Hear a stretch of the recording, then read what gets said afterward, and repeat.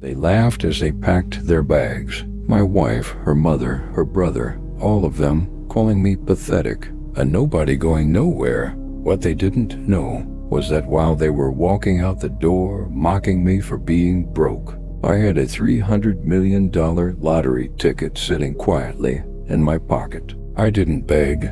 I didn't argue. I just smiled and let them leave. If you've ever been underestimated, if someone made you feel small and you dreamed of proving them wrong, hit that subscribe button right now, because this story isn't just about money. It's about karma, dignity, and the day life finally turns the tables. Let's dive in. My name's Ethan Walker, 42 years old, born and raised in Springfield, Missouri. I wasn't anyone special, just a man who worked hard and kept his head down. Days under the hood at a mechanic's shop, nights as a security guard at a warehouse on the edge of town. I used to joke that I lived two lives, one covered in grease, the other in fluorescent light. Neither paid much, but it was honest work. And I believed that one day that grind, the sweat, the sacrifice would mean something. Only life didn't seem to care much about effort. Bills stacked higher than hope. Rent always due before my next check hit. My old pickup, my pride and joy, had more rust than paint. But what hurt more than any of that was the look in my wife's eyes. Tara, we'd been married 10 years. She was once the kind of woman who'd make you believe in sunshine. But lately, all she had for me were clouds. It wasn't shouting. It wasn't cruelty. It was silence, that quiet, piercing silence that tells you, you're not enough. And when her family came around, they made sure to echo the same message. Her mother, Janet, looked at me like a stain she couldn't wash out. To her, a man's worth was written in dollar signs, not loyalty, not love. And her brother, Kyle, the golden child, perfect teeth, flashy car, designer suits, a walking Instagram post. He called me blue-collar Ethan like it was an insult, but I stayed quiet because I loved Tara, because I believed if I worked a little harder, stayed a little longer, maybe one day she'd see the man behind the paycheck. It was a Friday morning after a 14-hour double shift. My hands were trembling from exhaustion when I stopped at a gas station for a cup of coffee. By the register sat this faded lottery display, the kind nobody ever looked twice at. Some mega fortune jackpot thing, $312 million. I don't know why, but that day, something told me to grab one. $5, a whim. I shoved the ticket into my wallet and forgot about it. That night, I walked into the house expecting dinner. Instead, I walked into a storm. Tara sat at the kitchen table, her mother beside her, her brother leaning against the counter, arms folded. My plate was empty, and the air felt heavy, like a verdict was coming. Tara didn't look up. When she finally spoke, her voice was calm, almost rehearsed. Ethan, this isn't working anymore. My heart sank. Then Janet jumped in, loud, cold, smug. She's wasting her life with you. 10 years, and what do you have to show for it? A rented house and a truck that belongs in a junkyard. Kyle laughed softly. You're a good guy, Ethan, just not a successful one. My hand started to shake. Not from anger, but from shame. They weren't attacking my finances. They were tearing apart me. Every sleepless night, every extra shift, every it'll get better, I'd whispered to myself. All of it, worthless in their eyes. And then Tara twisted the knife. I met someone, Ethan, someone who's going somewhere. That sentence, it echoed like a gunshot. I looked at her, really looked at her, and for the first time, I saw it, the coldness, the calculation.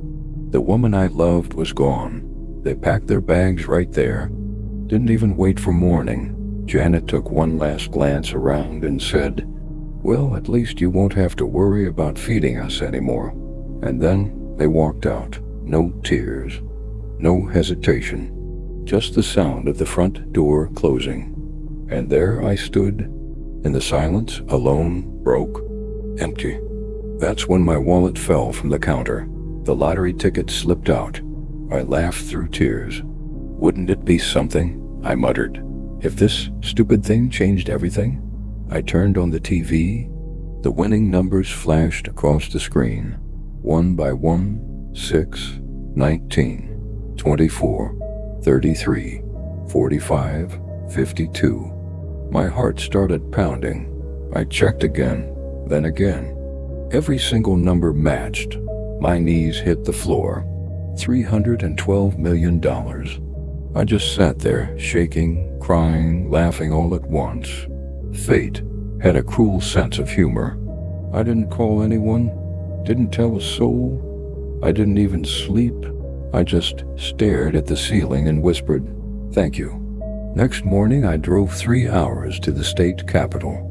Walked into the lottery office with shaking hands. I didn't take the lump sum in my name. My lawyer helped me create a trust. Anonymous, quiet, controlled. The world would never know Ethan Walker was rich. And that's how I wanted it. I quit both jobs the next day. No notice, no explanation, just walked out. I bought a modest cabin in Colorado under the trust name.